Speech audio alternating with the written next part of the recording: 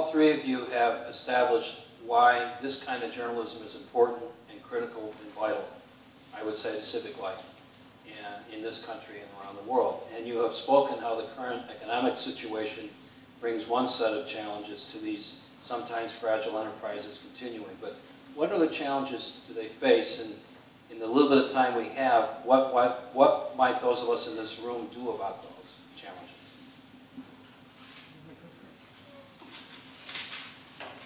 Well, in the research that we've done, I think the most pertinent findings that we had and what we can do is the training, is the connections that we can make between the organizations. There's so many resources just that we have available. You know, those of us in academic institutions have the space. It's usually fairly easy for us to get it for free.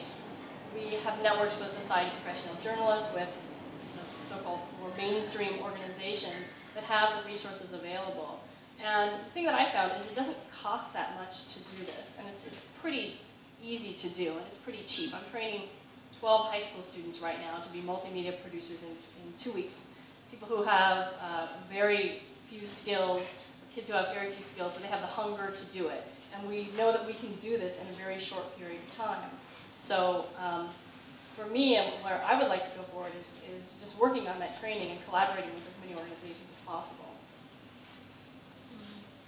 Also, the thing that has struck me in the little time that I have been involved in being invited to these foundation things is that there is so much important information.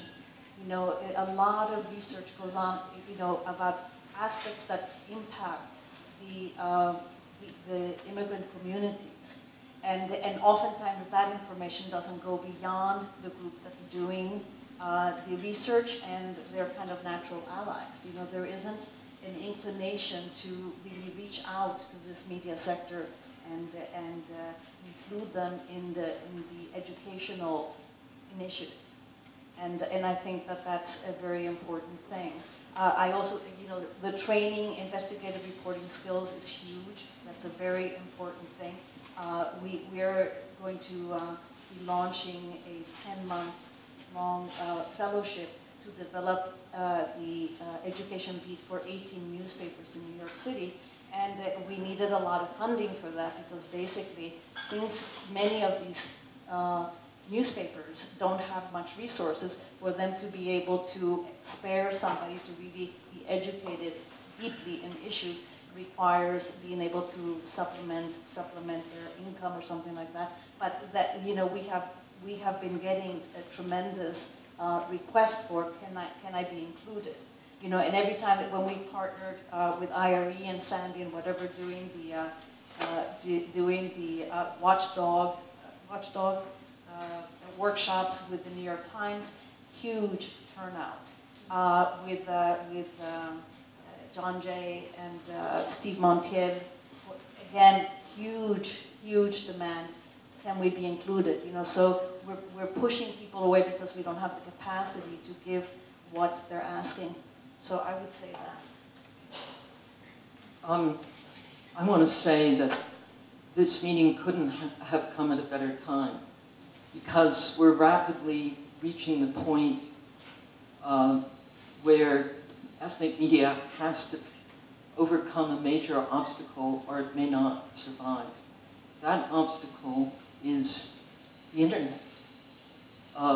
Here we've got roughly 70% of the ethnic media, and this is something maybe the survey SF State is doing will help document, but 70% by our anecdotal count, and we've been active in about 13, 14 states in the country, do not have an online presence.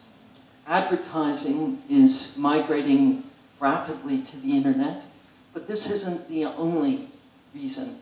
What you've got for the first time is this tremendous potential and desire on the part of ethnic media to connect to each other. We in mainstream media are going for the niche. That's where we think our survival lies. Hyperlocal, niche. Niche media is going for the mainstream. Wherever you go in this sector, the word you hear is isolated.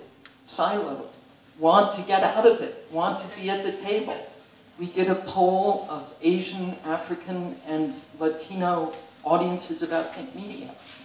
They said ethnic media was doing a poor job of covering race relations. Why? Because they were only covering their own communities.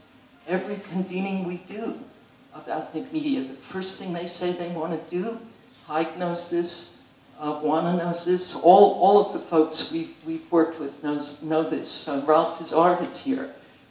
New Orleans, first time we brought ethnic media together. Can you believe in New Orleans, after Katrina, 2 years, African American, Hispanic, and Asian media in that city had never met, had no idea who each other was, totally isolated, and that's the main thing they wanted to do. They wanted to be visible to each other's communities.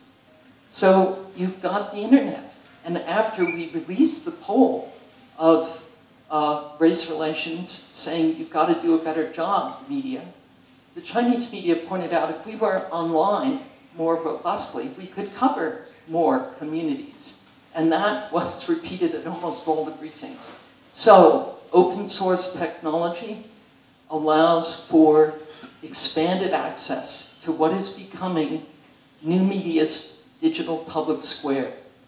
Ethnic media could make the citizen journalists that we all know and are a part of more diverse. They've been citizen journalists, never validated, but who better fulfills the identity and purpose of citizen journalism than ethnic media reporters?